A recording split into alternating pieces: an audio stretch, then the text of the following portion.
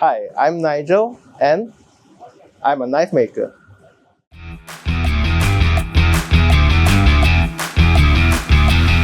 It is something like ABC. It is artistic. I have a lot of balance and a lot of craftiness. I first got into knife making from going to Japan, and they had a demonstration. So I fell in love with how they made something out of a piece of steel into a weapon. Biggest misconception is everyone tends to think that you need a lot of strength to forge, but you don't.